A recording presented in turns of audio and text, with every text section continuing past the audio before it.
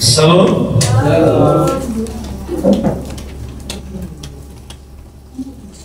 Bapak Ibu jemaat Tuhan, hari ini kita kembali meneruskan kebenaran firman Tuhan yang mungkin sudah kita tahu bersama melalui kisah para rasul ini.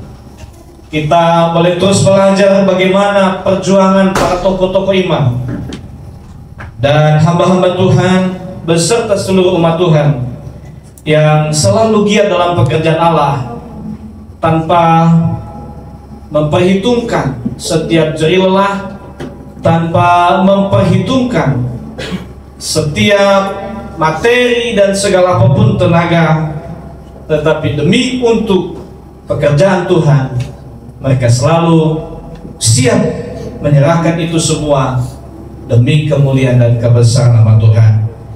Sedemikian harapan kita bersama saudara, bahwasanya kita sebagai umat Tuhan yang ada hari ini, sekiranya kita menjadi orang yang ditetapkan Allah, menjadi pengikut Kristus yang sungguh-sungguh, pengikut Kristus yang setia, yang tanpa memikirkan apalagi merasa rugi, mempersembahkan hidupnya, mempersembahkan waktunya, bahkan seluruh apa yang kita miliki, semestinya boleh menjadi kemuliaan bagi Tuhan, persembahan kita yang berkenan kepada Tuhan.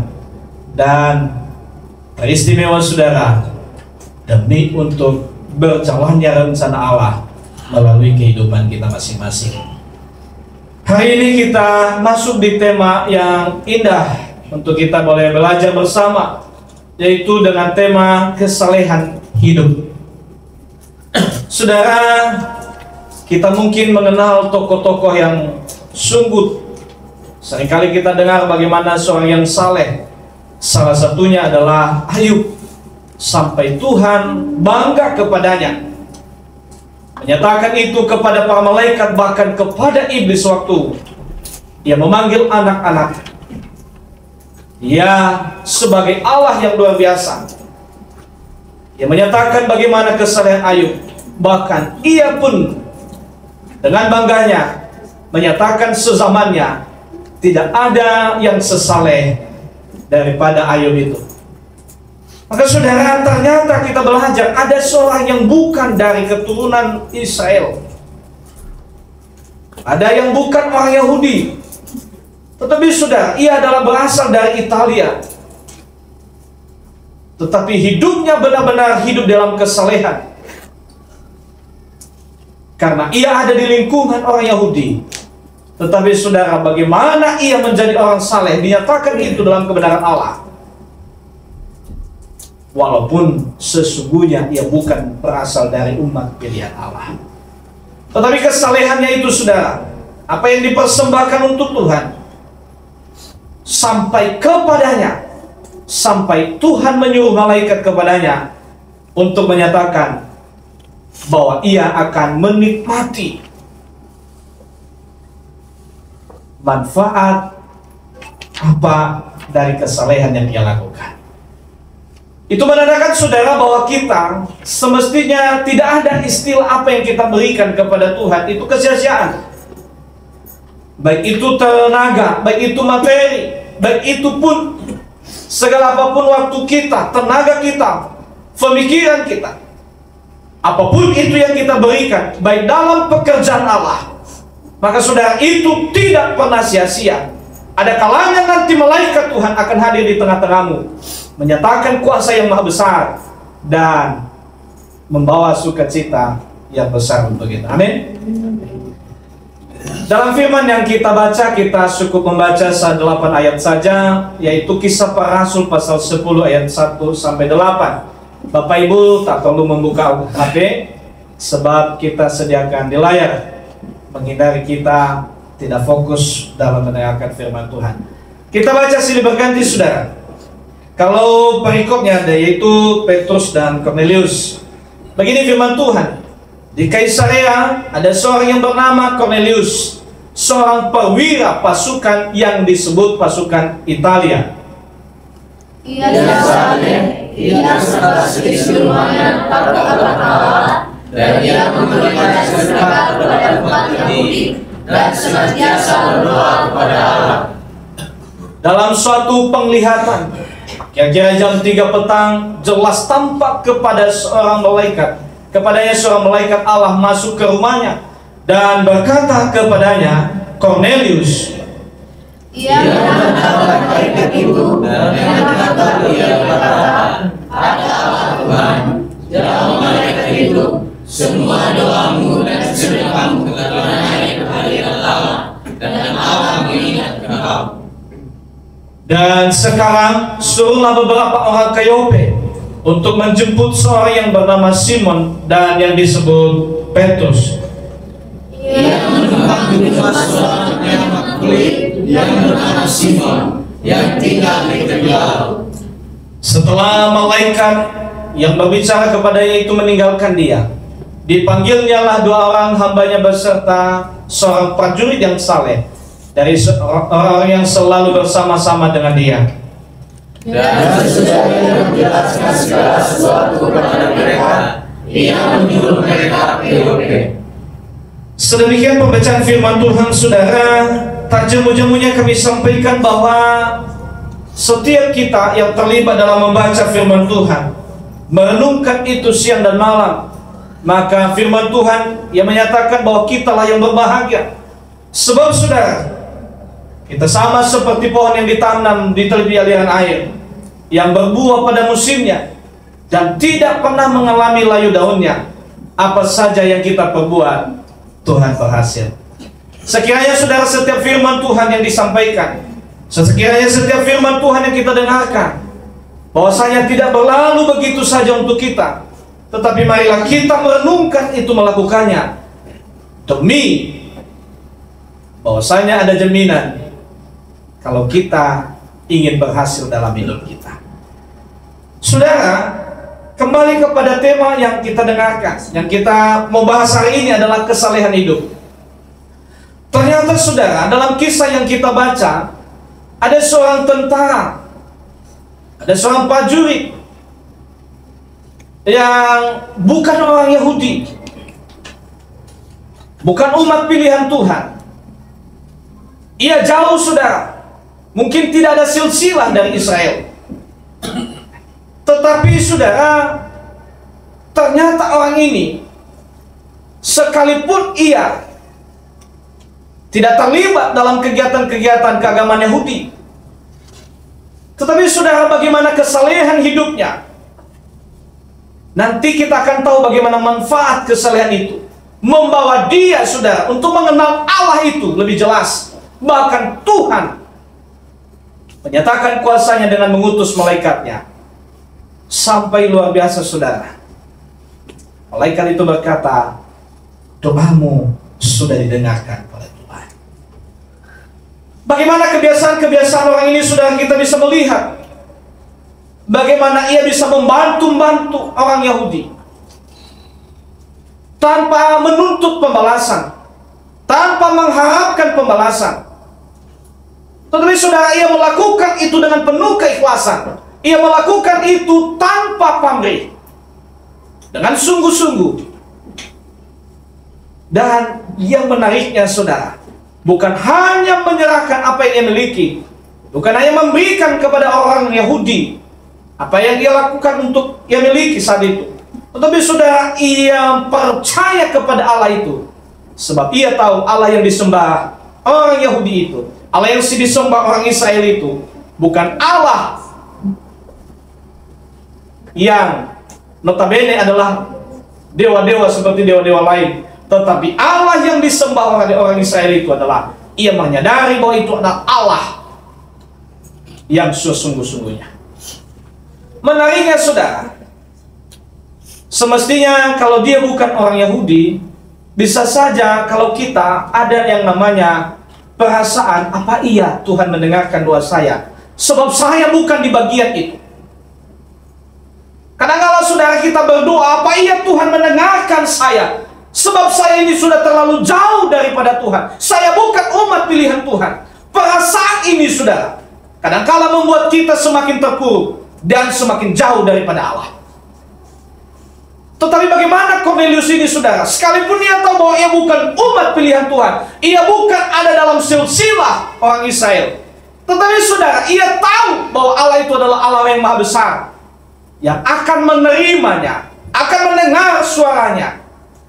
Ya, itu meyakini dengan betul, saudara, bahwa Allah Israel itu bukan seperti dewa-dewa lain, bukan seperti Allah-Allah lain, yang notabene adalah tidak mendengarkan suaranya, yang berpihak kepada orang tertentu. Tapi ia sangat mengimani itu, bahwa Allah Israel itu Allah yang tidak hanya perhatian kepada bangsa Israel, tetapi kepada orang-orang lain pun akan menaruh perhatian yang sama. Dan saudara, itulah yang membuat dia terus berdoa kepada Allah Israel. Sekalipun ia bukan ada di bangsa pilihan itu, sekalipun ia bukan dari garis keturunan bangsa Israel, karena ia tahu, saudara, itu Allah yang benar.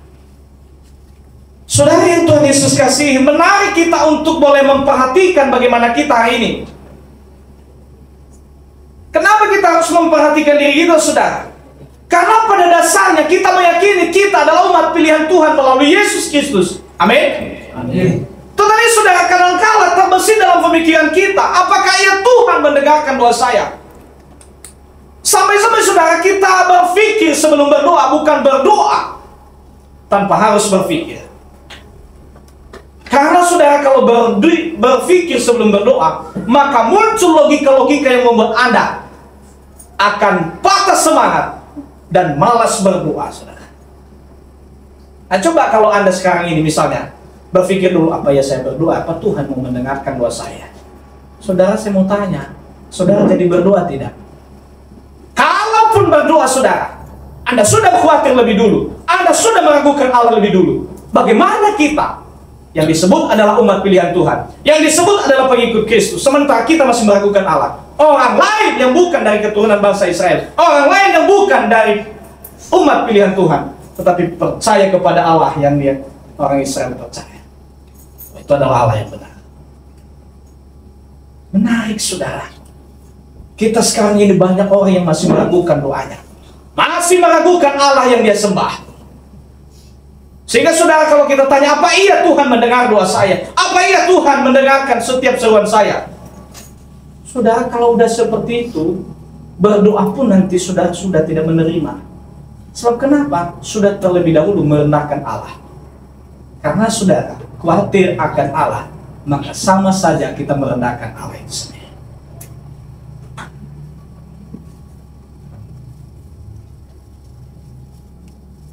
Saudara yang Tuhan Yesus kasih, tetapi ini pelajaran penting untuk kita. Bagaimana orang yang mungkin bahasa saya tidak pernah menginjakkan kaki di pelataran bait Allah.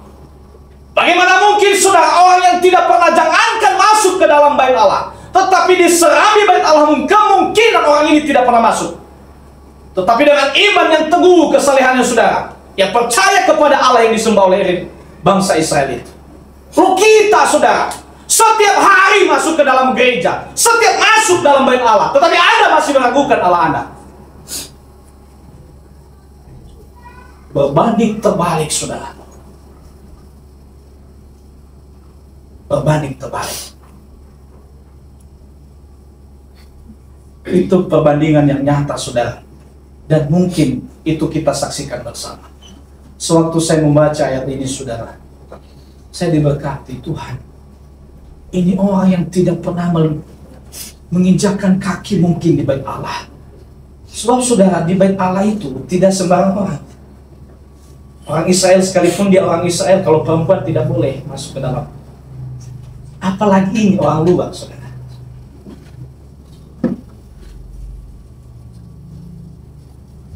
Tetapi bagaimana ia, saudara, begitu yakin kepada Allah yang disembah Israel, begitu yakin akan kuasanya Tuhan, sehingga saudara ia berdoa terus kepadanya. Dan sangat yakin bahwa Allah orang Israel itu bukan Allah yang hanya tertuju kepada bangsa itu, tetapi kepada semua bangsa. Kalau dia Allah yang maha besar, Allah yang menciptakan langit dan bumi. Tidak mungkin saudara hanya bagian timur yang dia suka, bagian barat dia tidak suka. Betul? Gak mungkin saudara. Kalau dia seorang presiden hari ini saudara, gak mungkin dia hanya tertuju ke Pulau Jawa, kesayangannya dan hatinya. Pasti saudara, hatinya tertuju kepada seluruh bangsa itu, Indonesia sendiri.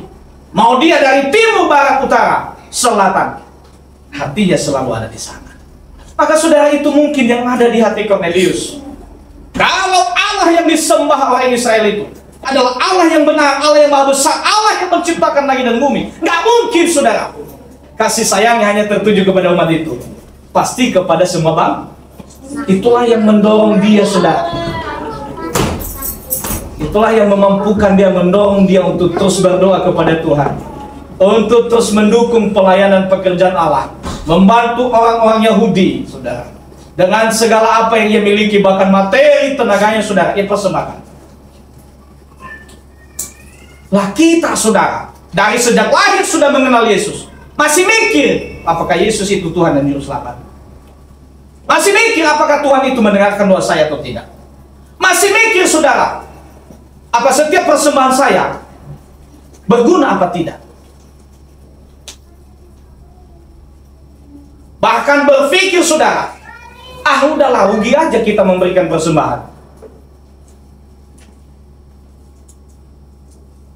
Saudara, betapa disayangkan, berbanding terbalik kita.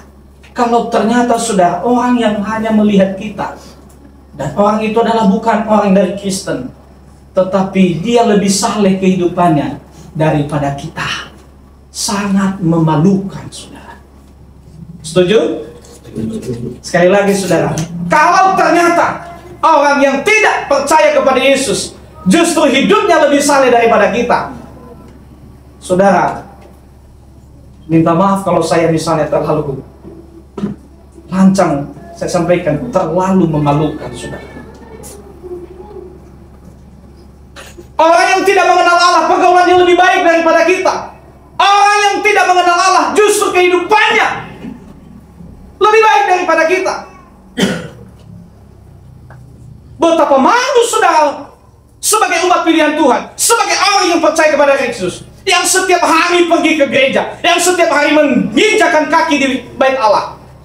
Tetapi sudah kehidupanmu tidak pernah berubah. Tetapi orang yang tidak pernah, justru itulah dinyatakan kesalehannya. Sampai Tuhan menyatakan dengan menyuruh malaikatnya, doamu sudah didengar oleh Tuhan.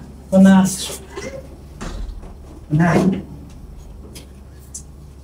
Apalagi kita sebagai pelayan, wah haleluya, sampai seperti saya ini teriak-teriak, tetapi saya tidak pernah berubah.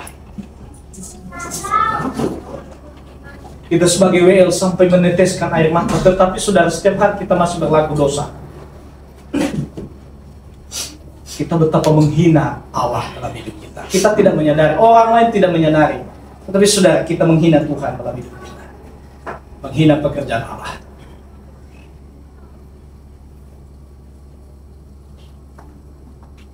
Ini masih pendahuluan saudara. Bagaimana saya boleh menikmati kehidupan Cornelius ini? Dan saya sangat diberkati, orang yang tidak pernah menginjakan kaki di bait Allah. Kalau sekarang ini orang yang tidak pernah menginjakan kaki di gereja, orang yang tidak pernah mendengarkan firman Allah, tetapi imannya sudah tertuju kepada Allah bangsa Israel. Ia meyakini bahwa itu Allah yang benar saudara. Sampai ia rela saudara, tanpa pamrih, menyerahkan dan membantu orang Yahudi, dan terus berdoa kepada Allah yang tidak pernah ketemu dengan dia. Meyakini Allah itu pasti mendengarkan doanya saudara, tanpa jemu-jemu saudara. Loh, kita lah setiap hari di gereja, tetapi kita masih meragukan Tuhan mendengarkan doa saya apa tidak. Maka saudara, bahasa saya hari ini adalah sungguh memalukan.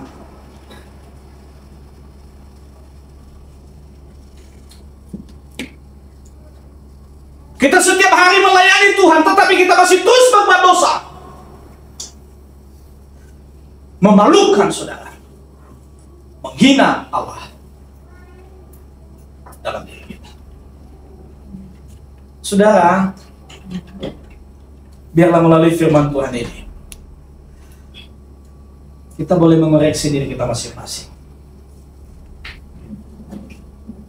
Kita loh yang selama ini aktif dalam pelayanan, sampai kadangkala kalau pelayanan meneteskan air mata.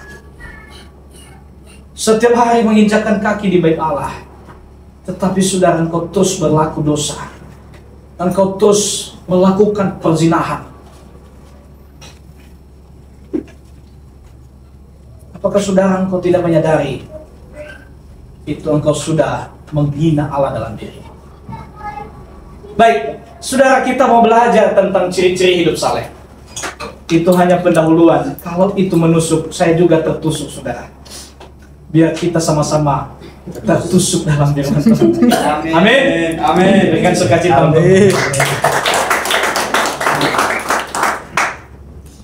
Ciri-ciri hidup saleh, saudara, yang pertama adalah jujur dan tulus. Di dalam kehidupan orang saleh, saudara, tidak pernah terlepas kehidupan kejujuran. Sekalipun keadaannya mendesak, ia tetap jujur. Sekalipun orang lain tidak melihat, ia tetap jujur. Sekalipun tidak menghargai pemberiannya, ia tulus melakukannya. Sekalipun Tuhan tidak pernah melihatnya, ia tulus melayani. Itulah kehidupan orang saleh. Amin. Sekalipun tidak dipuji oleh gembala sidang, tidak disanjung oleh jemaat pelayananmu, saudara, itu ketulusan harus kita tetap jalankan.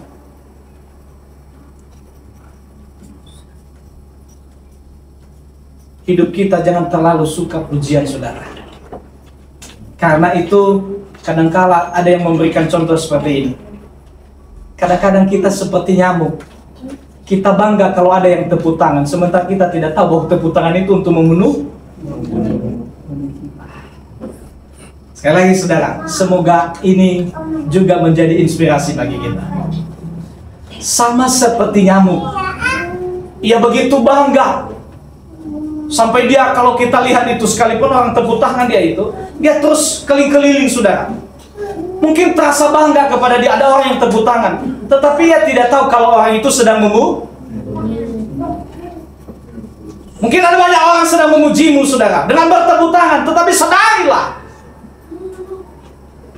bisa saja itu orang yang sedang membunuhmu, membunuh karaktermu, saudara, dari yang saleh menjadi orang yang sombong dan angkuh. Makanya jangan terlalu suka kalau ada pujian. Saudara yang Tuhan Yesus kasih, maka ciri hidup yang saleh itu adalah jujur dan tulus. Yang kedua adalah berintegritas, saudara. Punya komitmen, konsisten dalam hidupnya.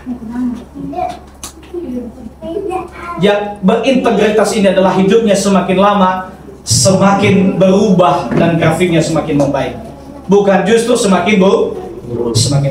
Ciri-ciri hidup saleh yang ketiga, saudara. Ya, ciri-ciri hidup saleh yang ketiga adalah sungguh-sungguh dalam beribadah. Itu baru orang saleh, saudara. Saudara, dari tadi kan kebetulan saya menyiapkan khotbah ini sampai pagi.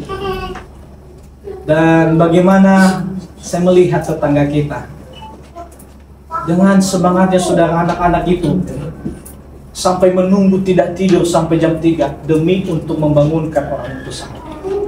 Semangatnya luar biasa, saudara. Orang-orang yang dibangunkan, saudara, saya melihat begitu ada dan mendengarkan sahur itu, mereka langsung bangun dan semangatnya langsung datang ke tempat-tempat mereka melakukan penyembahan. Saudara, berbanding terbalik dan sangat disayangkan orang-orang yang menyatakan diri paling benar. Siapa dia, saudara? Orang Kristen kadang-kadang. Tidak semua, terkhusus. Tetapi begitu dibangunkan istrinya, ya sudah dulu lah, apa itu gereja? Besok minggu depan ada gereja lagi.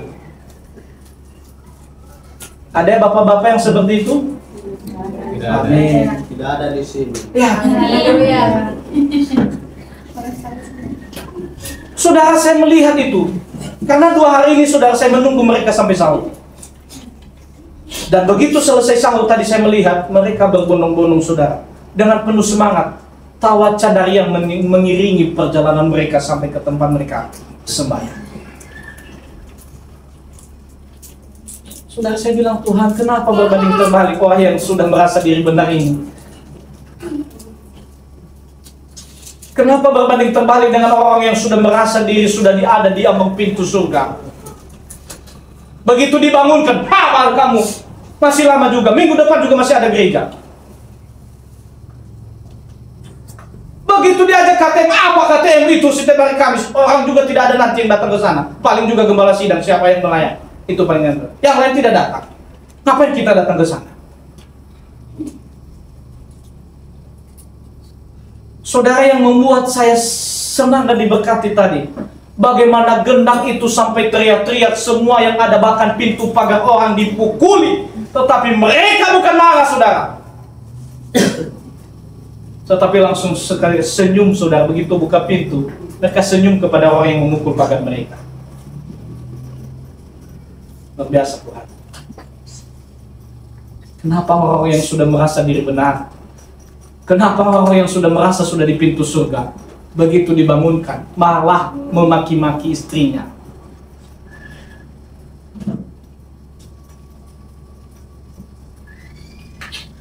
Maka saya melihat sungguh memalukan hidup kita seperti itu.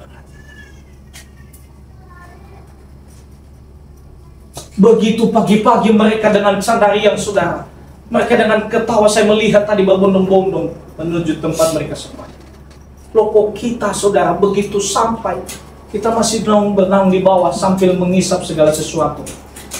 Padahal dia mau datang ke rumah Tuhan yang penuh dengan kesucian.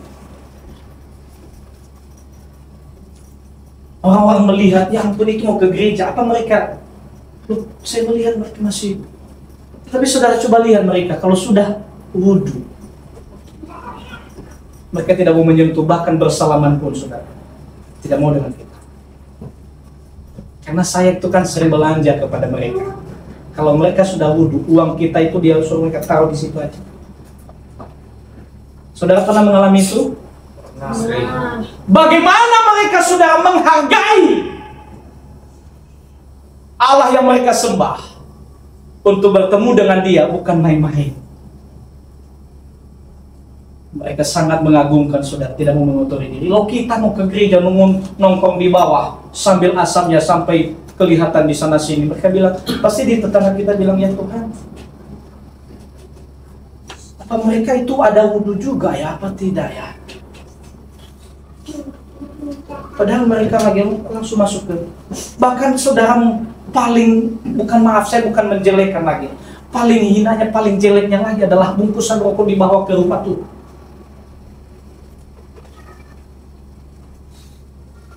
Bagaimana kita menghargai bait Allah? Apakah kita orang saleh?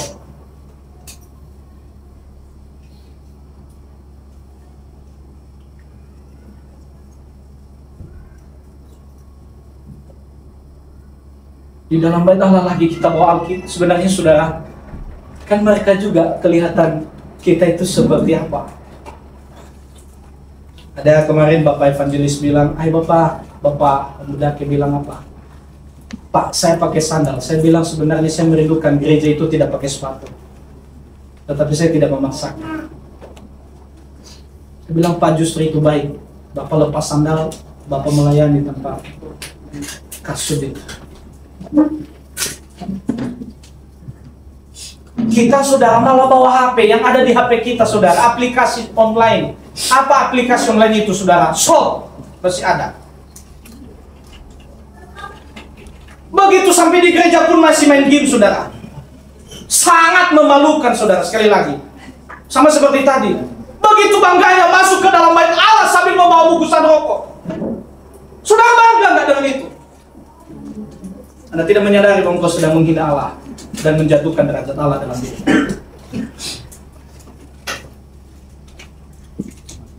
Minta maaf kalau hari ini saya memang harus belakang saudara. Amin. Coba kalau di bawah, apalagi kemarin-kemarin itu saya pernah sedih saudara. Begitu selesai pemberkatan nikah, saya tinggal pada waktu itu. Karena apa saudara? Di lingkungan di bawah itu, sampai saya lihat bapak-bapak itu pada akhirnya yang kemarin tumbang jatuh dari kursinya, sampai akhirnya kita ditegur saudara. Kenapa? Lo kok di gereja di bawah minuman?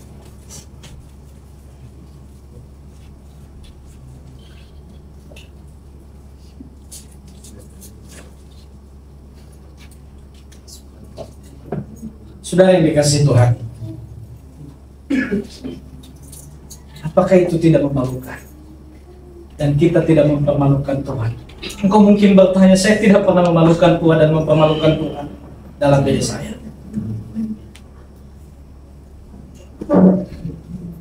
Saudara, tadi pagi itu saya merenungkan saudara. Sampai memang benar saya ngantuk sebenarnya, tetapi saya sudah selesai untuk mempersiapkan khotbah. Tetapi saya menunggu terus mereka itu sampai pergi ke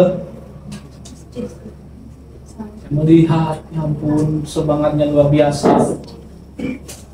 Menarik saudara. Menarik. Baik, itu hanya sekedar untuk kita. Hidup saling saudara, kesungguh-sungguhan dalam beribadah. Coba kita punya komitmen saudara. Apalagi sekarang ini keluar masuk di dalam gereja. Pokok kita ada di lingkungan orang yang mengenal kita saudara. Di atas kita ada yang berbeda agama dengan kita. Apalagi kalau kita masih berongkok di sana, sudah ditulis sampai 3 bahasa. Bahasa Inggris, bahasa Indonesia, bahasa daerah. Sudah mau apa pakai bahasa lagi?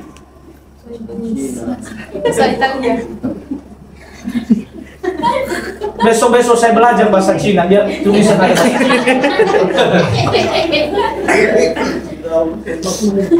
Saudara, orang lewat, kan karena seringkali orang lewat di situ, dia melihat kita. Saudara, pertanyaan saya, apakah itu tidak memalukan dan mempermalukan Tuhan?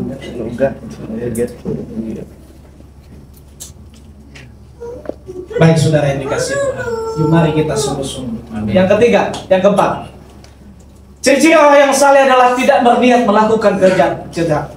Saudara, ini tidak ada niat apalagi melakukannya.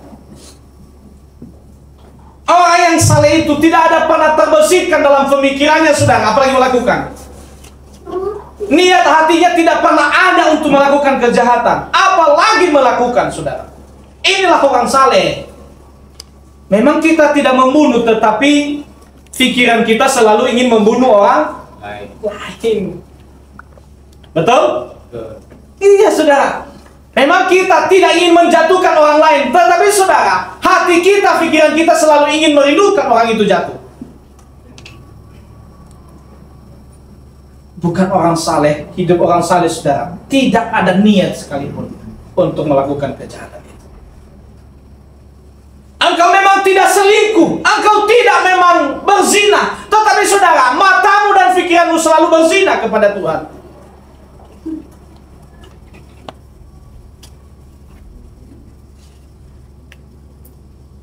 Sungguh saudara, sangat-sangat memprihatinkan kehidupan kita sebagai orang percaya dan kehidupan orang Kristen.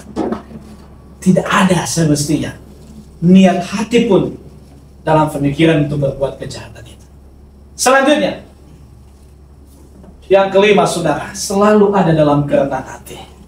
Itu ciri khas orang saleh. Selanjutnya, keenam, karena saya sudah 40 menit khotbah, menghargai orang lain lebih daripada dirinya sendiri, apalagi menjatuhkan, apalagi menceraikan. Berikutnya, hidup damai dengan semua orang, tidak suka yang namanya ada permusuhan, perselisihan, kebencian saudara, tidak ada dalam hidupnya, tetapi ia selalu merindukan kedamaian terhadap orang lain. Tidak salah dia minta maaf, apalagi salah pasti akan berlutut untuk minta maaf. Itu ciri khas orang yang saleh. Jangan justru terbalik seperti yang dijelaskan. Diambillah papan tulis, kalau laki-laki suami bersalah, langsung minta maaf. Ada yang baru muncul sekarang ini, istri salah, tetapi ada suaranya begini saudara. Ada yang melihat TikTok seperti ini. Ada kan melihat itu? Sampai akhirnya apa? Dituntut suami minta maaf. Kita terjauhkan dari hidup sampai sehingga sampai saudara saya mengulang-ulang itu. Baik, berikutnya yang ke-8, hidup beribadah dengan Tuhan. Hidupnya saudara bukan hanya tubuhnya. Ini berbeda persepsi. Orang saleh ini adalah bukan hanya tubuhnya beribadah, tetapi hidupnya beribadah. Kemanapun dia pergi, saudara. Kalau hidupnya beribadah bukan tertuju kepada misalnya waktu. Misalnya adalah hari Kamis baru hidupnya beribadah. Kalau hari Minggu baru hidupnya beribadah. Tetapi saudara, saya coba melihat menerawang bagaimana hidup saleh itu adalah setiap menit, setiap jam, dimanapun dia berada, hidupnya selalu seperti orang yang beribadah. Itu baru orang saleh, saudara. Kita di gereja pun tidak ada hidup yang beribadah, apalagi di luar sana. Saya sangat tidak yakin, saudara. Kita tidak sungguh-sungguh beribadah di rumah Tuhan pun, bagaimana engkau di luar hidup beribadah kepada Tuhan. Maka tadi kalau itu tadi sungguh-sungguh beribadah. Kalau itu artinya adalah tubuh kita datang beribadah dan sungguh-sungguh beribadah di dalam. Tetapi berbeda persepsi yang kedua ini adalah hidupnya beribadah kepada Tuhan. Amin. Amin. Yang ke-9, taat melakukan perintah-perintah Tuhan. Apapun yang diperintahkan Tuhan, yes. Sama seperti seorang tentara, siap, laksanakan. Amin. Amin. Selanjutnya yang ke-10 adalah ciri khas orang yang hidup saleh adalah hidupnya benar, lurus, dan tidak menyimpang dari jalan Tuhan. Ada amin? Amin. Baik, sekarang kita belajar beberapa menit lagi. Apa manfaat hidup saleh? Yang pertama adalah memampukan kita mengenal Yesus dengan sungguh-sungguh. Manfaat hidup saleh itu saudara bukan sia-sia, tetapi kita akan semakin mengenal Yesus yang kita sembah. Dengan kita semakin mengenal Yesus, iman kita semakin bertumbuh dan semakin kuat dan kokoh di dalam Tuhan, sehingga tidak tergoyahkan sekalipun badai silih berganti datang. Kalau kita melihat di ayat yang keempat, saudara, dalam firman yang kita baca tadi, ia menatap malaikat itu dan dengan takut ia berkata, "Ada apa Tuhan?"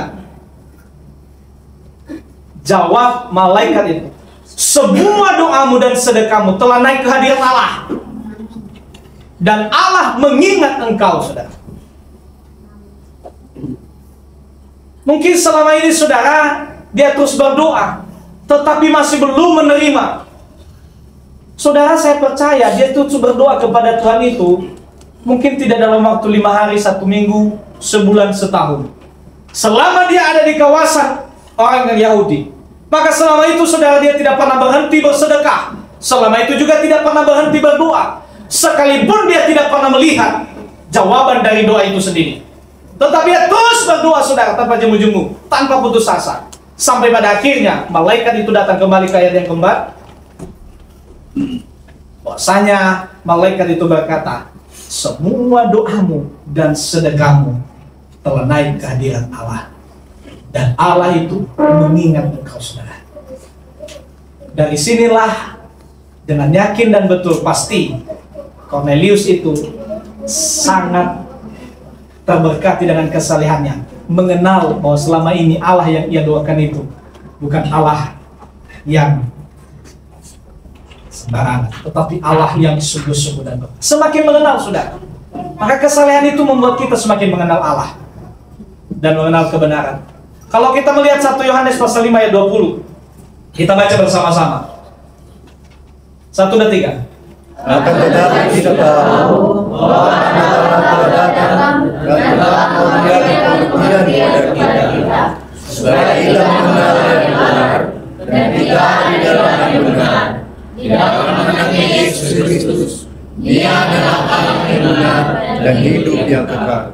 Dalam kehidupan saleh, saudara, bahwasanya Allah telah datang dalam kehidupan orang itu dan membuat kita semakin mengenal Yesus, membuat kita semakin mengenal Allah itu. yang sesungguhnya. Dan pada akhirnya saudara, ia menyatakan diri kepada kita sama seperti Cornelius ini. Dengan tidak jemu-jemu berserah kepada Tuhan dan bersedekah. Akhirnya Yesus dan Allah itu sendiri menyatakan dirinya kepadanya melalui malaikat. Dan kita teruskan nanti saudara di ayat yang ke-8. Ia dituntun oleh firman Allah dengan berkata, "You cari di daerah Yope ada Petrus di sana yang disebut dengan Simon, atau Simon yang disebut Petrus." Saudara, luar biasa, ia dituntun. Kalau orang sudah saleh, hidupnya dituntun. Yuk ke sini. Sehingga saudara, Anda tidak salah. Jelas kalau Amsal berkata apa? Banyak orang menganggap jalannya lurus, tetapi pada ujungnya adalah kalau kita sudah hidup saleh, ujung perjalanan kita bukan maut, tetapi hadirat dan anugerah Tuhan akan beserta dengan kita. Amin. Amin. Kedua, manfaat hidup saleh saudara adalah meneguhkan dan menjaminkan keselamatan dan keamanan kita. Hidup saleh di lingkungan kita berada pun saudara akan terjamin keselamatan kita. Apalagi jaminan kekekalan nantinya. Kalau Mazmur pasal 37 ayat 37 berkata, "Perhatikanlah orang yang tulus dan lihatlah kepada orang yang jujur. Sebab pada orang yang suka damai akan ada masa depan." Karena ciri khas orang hidup saleh tadi adalah mencintai damai. Maka orang itu saudara pasti akan ada damai sejahtera. Dia pasti menemukan damai. Ayat yang ke-39, orang-orang benar diselamatkan oleh Tuhan. Dia adalah tempat perlindungan bagi mereka waktu kesesakan. Hidup saleh itu saudara tidak sia-sia. Dan hidup dengan kefasikan saudara akan membawa malapetakamu sendiri. Tetapi hidup dengan saleh di hadapan Tuhan, ada jaminan keselamatanmu.